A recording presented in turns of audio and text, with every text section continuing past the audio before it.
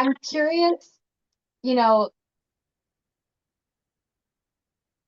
you said that your parents really prioritized sending all their children to college, but they also adopted this putting you through homeschool in Hmm. an environment where there was censorship of the texts that you were reading for school as well as the texts that you were reading for fun.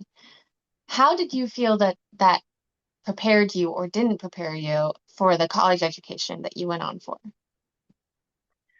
I felt very prepared for college, honestly. I went to a Christian liberal arts university with an emphasis on humanities and social sciences and all of that, which is what drew me there, right? I had a political science major and a journalism minor. And my parents cared very much about academic rigor, right? In like the typical subjects you learn. One of the reasons that they chose to homeschool was we often lived in school districts that were not known for their excellence. And so just like on an academic kind of knowledge level, I was ready and I don't have any regrets about that. And in some ways, I was more prepared than others because even though my parents had this very strict, rigid idea of sheltering their children from the outside influences of the world, they did care about, cultivating curiosity and intelligence and questions, right? So even though I wasn't allowed to read like any, young adult novel off the library shelf, like I was still, by the end of high school, like I was reading, Plato's Republic and some excerpts of Nietzsche's books. And that was something that my parents did want me to grow into. And so they encouraged like the natural curiosity I had. So my personality and my natural interest, I think, protected me from some of the worst consequences that can have from being in this environment. And then you can see today, like I am a romance author. Like Yeah. it clearly did not stick, right? Like once I was in college, like I definitely left. And my parents also changed to an extent as well. My parents would look back on that and be like, yeah, that was not great. They Right. would change some of those decisions, I think, today if they could. Yeah. There's so much fear around sex and the physical body that even the physical body in non-sexual instances needs to be censored. I guess, as a romance community, we have so much sex positivity. It sometimes feels so impossible to understand the gap, but you've crossed that bridge. So, do you have any insight from getting from a place where you weren't allowed to even read them to getting to a place where you're writing and publishing them that might be insights we can all use for connecting empathetically with each other?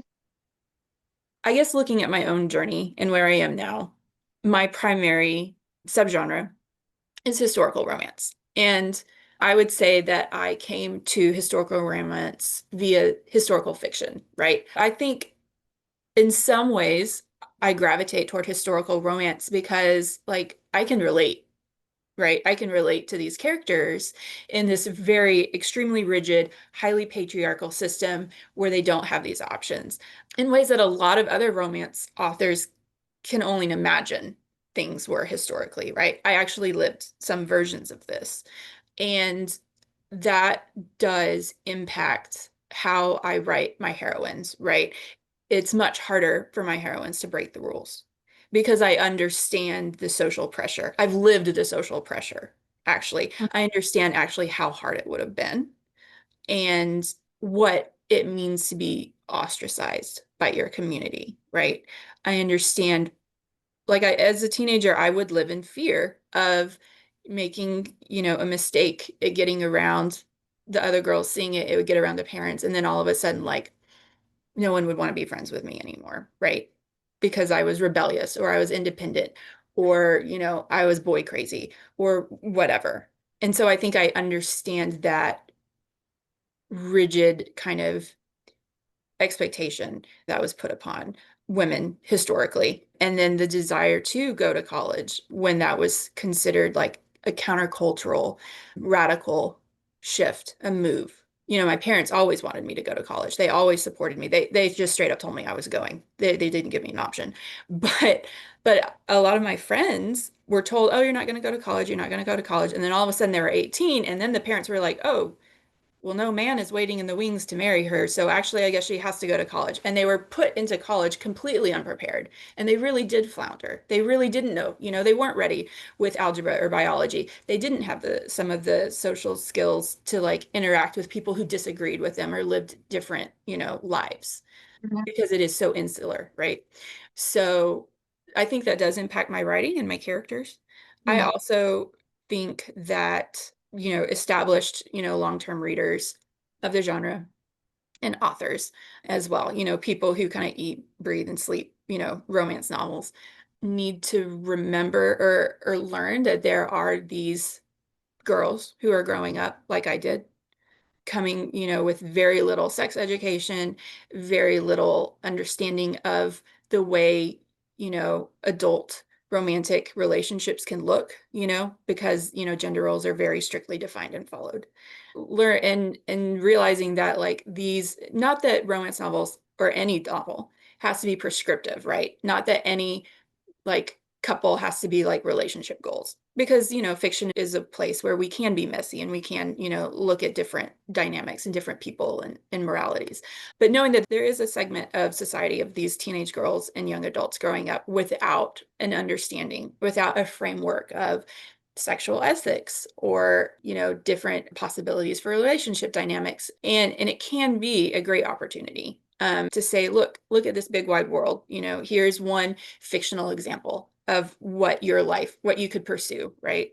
And that that made a pretty big impact on me going into college. I watched the Law and Order SVU a lot for some reason when I was in college. I don't know why. And I learned so much more about sexual ethics from watching that show than I ever learned from like my parents, church, anything, right? And I learned more about how to navigate tricky, dynamics and situations. And I think romance novels can also do that in a way that's very centric to, I don't want to say centric to women because romance novels are for everyone. But, a large portion of them are written by women with women audience in mind and learning to celebrate, women's pleasure, women's independence, all of that is very freeing. It was Mhm. freeing for me, and I want to pass that on to any other readers who stumble across my books in the future. And I think it can be helpful for other authors to keep that in mind too, that there are these people out there who might become the readers from this background.